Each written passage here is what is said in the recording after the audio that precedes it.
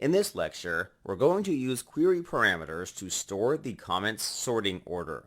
Query parameters are extremely powerful because they allow us to stay on a resource without having to update the entire page. They're mainly used to sort and filter through existing data on the page. But what is a query parameter? A URL consists of a protocol, domain, and path. There's one additional part of the URL that is completely optional called the query string. It's a way to send additional data to the server through the URL. They're mainly used to filter or sort data. The format for a query is pretty simple. You start off by adding a question mark. The question mark denotes that anything after it is a query parameter.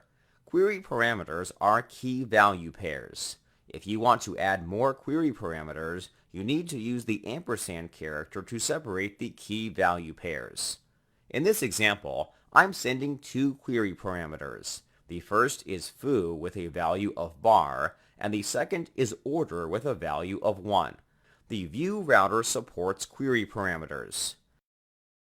We worked on the sorting feature on the page. We're able to toggle between two values to change the order of comments. If I refresh the page, the sorting order I had previously will be lost. It would be nice if we could save the sorting order. That's entirely possible with query parameters. Query parameters are used by major companies like YouTube, Facebook, and Twitter. For example, if you perform a search on YouTube, you'll be able to refresh the page without performing the search again. The same results will get rendered. YouTube uses query parameters to store the search parameters. We can do something similar for our comments. There are two steps we'll need to take. First, we'll need to update the route whenever the user changes the sorting order. Secondly, we'll need to update the sort data property in our component if the query parameter exists. Open the song component file in your editor. We'll search for the select element for sorting the comment. We use the vModel directive to bind the data property to the input. We want to be able to change the route when the value changes. One approach is to swap the vModel directive with an event listener. While this is possible, we're going to use watchers. We're going to use watchers because it'll require the least changes to our existing solution. It's been a while since we've talked about watchers. A watcher is a function that tracks changes of properties in the component. If a change occurs, we can run a function during the change. In the script block, we'll add the watch property to the components options. The name of the function we define in this object must correspond to the property we want to watch on the component. We want to update the route when the sort property changes. We'll declare a function called sort. We'll accept the first argument. It's the new value for the property we're watching. We'll need it to update the route. We want to add a query parameter to the current route. We can do that by calling the this.router.push function. The push function accepts an object with the changes we'd like to make to the current route.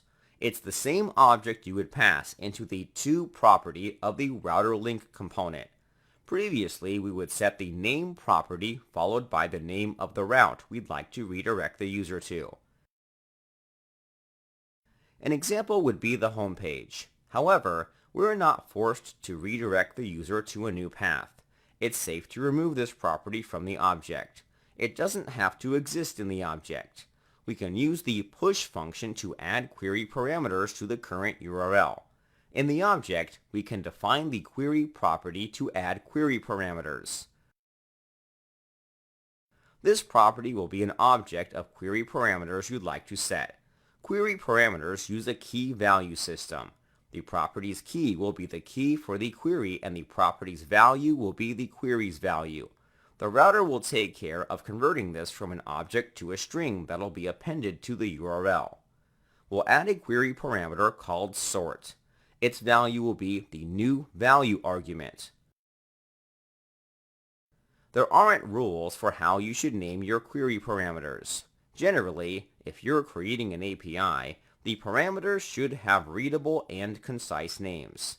This is why you will find more descriptive names in REST APIs. If you're using them internally, you may see names shortened to a single letter. For example, YouTube uses the letter V to name its query parameter for a video ID. Not very descriptive, but YouTube doesn't expect people to modify the value. It's something that's handled internally by them. This watcher takes care of the first step. We're able to update the query parameter if the sorting property changes. The next step is to watch out for the query parameter if it already exists on the URL. We'll handle this step in the next lecture.